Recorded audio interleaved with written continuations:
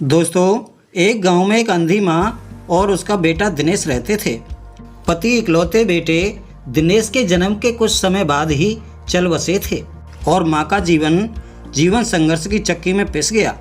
लेकिन एक खुददार माँ ने एक बेटे पर ही अपनी सारी जिंदगी न्यौछावर करने का फैसला कर लिया और लोगों के घरों में काम करते हुए अपने बेटे दिनेश का स्कूल में दाखिला करवा दिया। और एक दिन स्कूल से घर आने के बाद लड़के दिनेश ने अपने बैग को सोफे पर फेंक दिया और अपनी माँ पर नाराज होकर कहने लगा, माँ आज तू मेरे स्कूल में क्यों आई थी? माँ बोली, अरे बेटा, मैं तेरे खाने के डिब्बे में चटनी रखना भूल गई थी और तू वैसे ही डिब्बा लेकर स्कूल चला गया था, इसलिए मैं चटनी का डिब्बा लेकर तेरे स्कूल आई थी। फिर लड़का बोला, तुझे पता नहीं है क्या, तू एक आंख से अंधी है और तेरे घर जाने के बाद सब मुझ पर हंस रहे थे, मुझे चिढ़ा रहे थे और मुझे काणी का बेटा बोल रहे थे। फिर माँ बोली, ठीक है बेटा, मैं फिर से तेरे स्कूल में नहीं आऊँगी, तुझे भूख लग रही होगी, बेटा खाना खा ले। पर लड़के को अपनी माँ पर बहुत गुस्सा आ रहा था। वह बोला, मुझे नहीं खाना तेरा खाना। वो गुस्से से माँ को भला बुरा कहने लगा और बोला कि तू अंधी है और अंधी ही रहेगी। ये सुन के माँ को बहुत बुरा लगा, पर उसने वो नाराज़गी अपने चेहरे पर नहीं दिखाई और उसने अपने बेटे दिनेश को खूब पढ़ाया और दिनेश स्कूल में पहले स्थान पर आया। शिक्षण संस्थान ने उसके सम्मान के लिए कार्यक्रम का आयोजन किया। दिनेश तैयार होकर कार्यक्रम के लिए जाने लगा। उसकी माँ ने पूछा, बेटा मैं आऊँ क्या तुम्हारे साथ? वह बोला, नहीं। फिर दिनेश कहने लगा, तेरी एक ही आंख है, तू मत आ।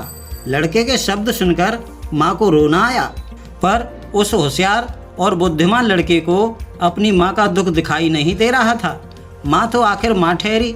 माँ से रहा नहीं गया और वह अपने लड़के का सम्मान होते हुए देखना चाहती थी। वो स्कूल गई और सबसे पीछे खड़ी रही। अपने लड़के को सम्मानित होते, माला पहनते हुए देखकर बहुत खुश हो गई। कार्यक्रम होने के बाद दिनेश जब घर आया तो उसकी माँ उससे कहने लगी, बेटा मैं तेरा कार्यक्रम देखने आई थी। माँ का कहना पूरा होने से पहले दिनेश उस पर चिल्लाने लगा और कहने लगा कि तुझे कितनी बार मैंने मना किया था मेरे स्कूल मत आया कर, फिर भी तू स्कूल आई, तू आई क्यों? उसको अपनी माँ की ममता दिखाई नहीं दी। उस लड़के के होशियार दिमाग को सिर्फ स्कूल के विषय समझ आते थे, अपनी माँ को कभी समझने की कोशिश भी नहीं की। ऐसे ही दिन बीत गए। लड़का दिनेश बड़ा हुआ, लड़के की शादी हुई। फिर उसकी पत्नी उसे कहने लगी कि पड़ोस के लोग मुझे कहते हैं कि तेरी सास एक आंख से अंधी है। यह शब्द मुझसे सहन नहीं होते। एक दिन लड़का दिनेश अपनी माँ को बोला कि तू अंधी है, इसलिए हम यह घर छोड़कर दूसरे शहर में रहने जा रहे हैं, यहाँ और बर्दाश्त नहीं होता है। दूसरों के घरों के बर्तन घिस के बड़ा करने वाली, खुद का मंगलसूत्र और सोने के गहने बेचकर अपने लड़के को पढ़ाने वाली उस माँ को छोड़कर वह दोनों दूसरे शहर में रहने चले गए। धीरे धीरे 10 साल बीत गए। एक दिन उसकी माँ की तबीयत बिगड़ गई। वह सोचने लगी कि अब मैं यह दुनिया छोड़कर चली जाऊंगी, पर मुझे एक बार अपने बच्चों को देखना है। तुरंत ही उसको अपने लड़के और बहू के शब्द याद आने लगे कि तू अंधी है और अंधी ही रहेगी। वह बच्चों से मिलने का विचार मन से निकाल देती है, पर माँ तो माँ ठहरी, उससे रहा नहीं जाता। वह अपने लड़के से मिलने के लिए निकलती है और शहर में किसी तरह अपने बेटे के घर पहुँचती है। तब उसे घर में अपने पोता पोती खेलते हुए दिखाई देते हैं। वह उनको उठाकर खिलाने के लिए आगे जाती है, पर उतने में ही उसकी बहू चिल्लाती है कि आप बच्चों को हाथ मत लगाना। उस वक्त उसका बेटा दिनेश वहाँ आ जाता है और कहता है कि तू यहाँ क्यों आई है माँ, चली जा यहाँ से। माँ को बहुत दुख होता है और वह जैसे तैसे अपने आप को संभाल कर घर वापस आ जाती है। कुछ दिनों बाद पड़ोसी उसके बेटे दिनेश को फ़ोन करके बताते हैं कि तुम्हारी माँ के पास अब ज़्यादा समय नहीं बचा है, इसलिए एक बार आकर उनसे मिल लो। समाज एवं लोगों की शर्म से दिनेश अपनी माँ को मिलने के लिए 2 दिन देर से निकला, पर मन में उसे अपनी माँ पर बहुत गुस्सा आ रहा था और मन ही मन वह कहने लगा कि बुढ़िया जल्दी मर जाए तो अच्छा है। वह माँ के घर पहुँचा तब पड़ोसियों ने कहा कि तेरी माँ परसों रात को ही मर गई। हमने तेरी कल दोपहर तक राह देखी पर तू नहीं आया। हमने तेरी माँ का अंतिम संस्कार कर दिया। वो अपने आखिरी पलों में भी तेरा नाम ले रही थी। पड़ोसियों ने दिनेश को एक पैकेट थमा दिया। दिनेश फिर शहर वापस चला गया।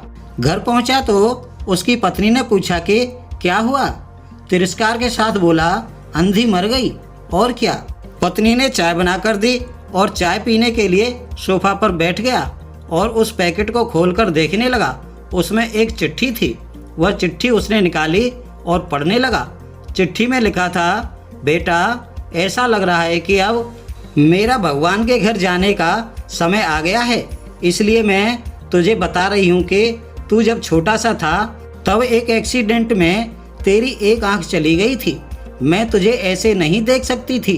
तेरे बाबा ने तेरे इलाज के समय अपने पास के सब पैसे, प्रॉपर्टी आदि सब खर्च कर डाले, पर वह सब तुझे आंख नहीं दे सके। मैं तुझे ऐसे एक आंख के बिना नहीं देख पा रही थी, इसलिए मैंने अपनी एक आंख तुझे दे दी। जब तेरी दोनों आंखें आई तो खुशी से मेरी एक आंख में आंसू आने लगे। बेटा हमेशा खुश रहना और सुखी रहना, यही मेरा आशीष है। चाय का कप वैसे ही भरा का भरा रहा और वह लड़का दिनेश वहाँ मामा कहकर जोर जोर से रोने लगा। रोते रोते वह कहने लगा कि माँ, तूने अपनी एक आंख मुझे दी थी और तू मेरे लिए एक आंख से अंधी हो गई थी। यह बात तूने मुझे क्यों नहीं बताई। मुझे माफ़ कर दे माँ, मैं तुझे कभी समझ नहीं पाया।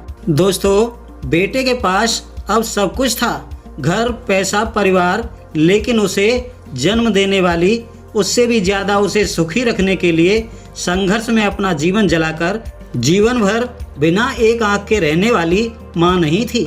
दोस्तों, ये कहानी पसंद आई और लाइक ना की हो तो लाइक कर देना। मिलते हैं अगली कहानी के साथ, तब तक के लिए आप सभी को राधे कृष्णा।